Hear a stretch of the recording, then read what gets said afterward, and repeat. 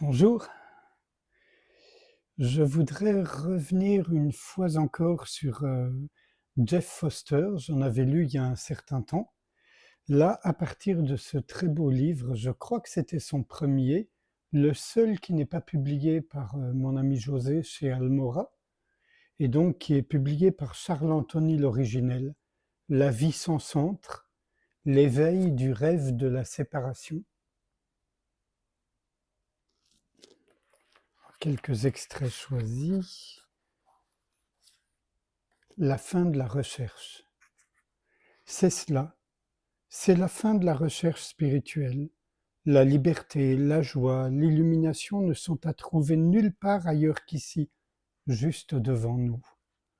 Le bruit sourd du ventilateur de l'ordinateur, un picotement au niveau du pied gauche, le cuicui des petits oiseaux dans le jardin, sautillant de branche en branche. Pourquoi ne sommes-nous jamais satisfaits de cela? Pourquoi ce moment n'est-il jamais suffisant?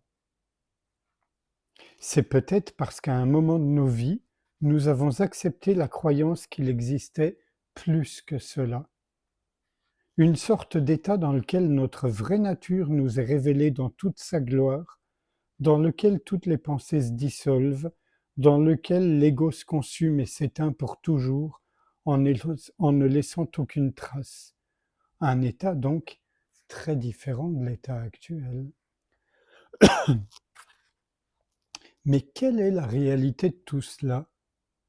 Juste maintenant, il n'y a que le bruit du petit rouge-gorge qui sautille dans l'arbre là-bas, le battement de mon cœur, la vapeur qui s'élève de la tasse de thé fraîchement infusée, la brise matinale qui caresse ma joue. Et puis la pensée, il doit bien y avoir plus que cela.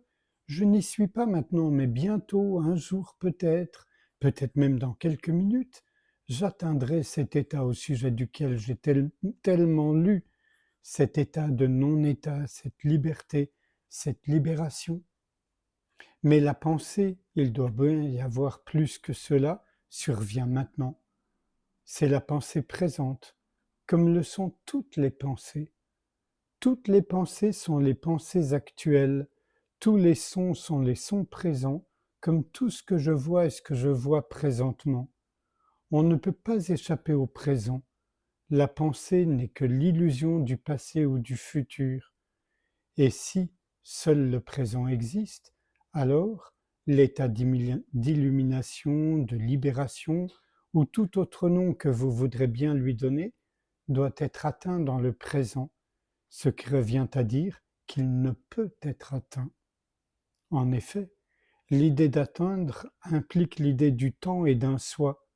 Quelqu'un qui atteint quelque chose est le moment où ce sera atteint, absolument sans espoir. Il n'y a jamais que l'instant présent, il n'y a jamais eu que cela. La recherche de quelque chose d'autre que cela est la dénégation de l'indéniable existence ou présence de ce qui est. La recherche de l'illumination est la dénégation de l'illumination qui existe déjà. La recherche de l'unité est la dénégation, vous voyez l'idée.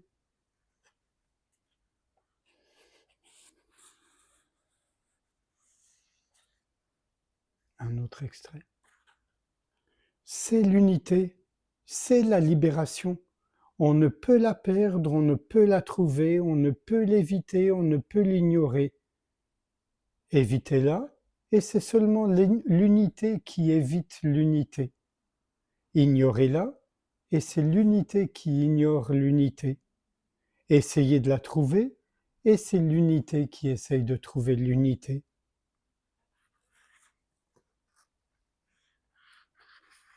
Je partage absolument son point de vue, si on peut en parler comme d'un point de vue. Simplement, arrêtez-vous. Arrêtez-vous, regardez et écoutez. C'est tout ce qui est. Il n'y a jamais rien eu d'autre.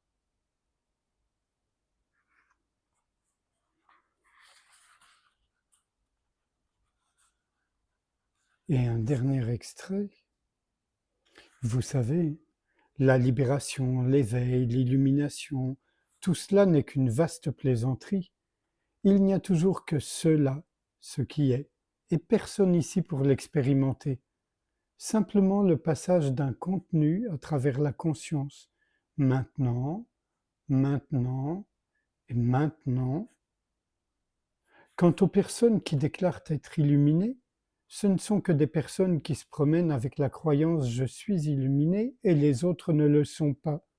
Ce n'est encore qu'une autre croyance, une autre histoire qui apparaît dans la conscience.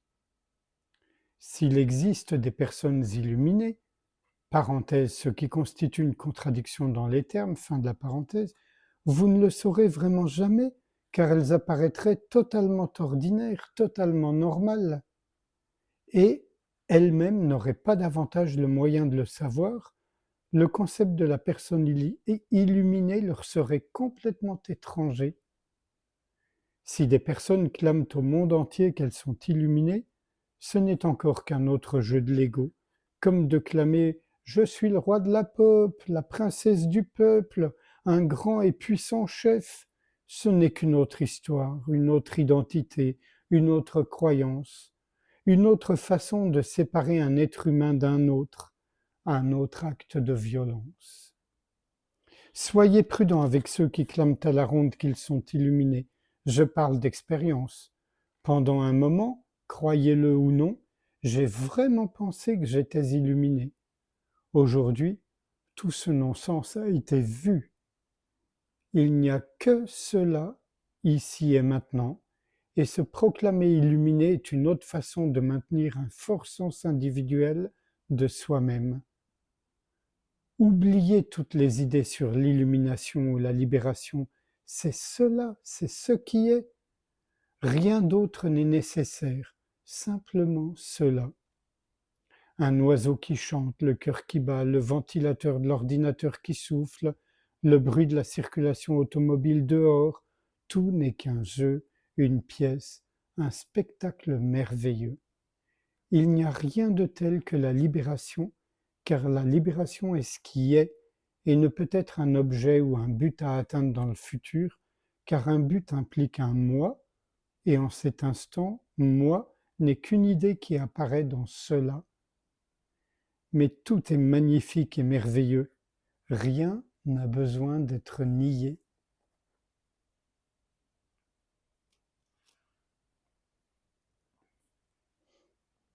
Sans réfléchir à ce qui vient d'être lu, si vous le voulez bien, nous pouvons passer un instant ensemble en silence, sans rien faire du tout, juste être avec ce qui est là maintenant.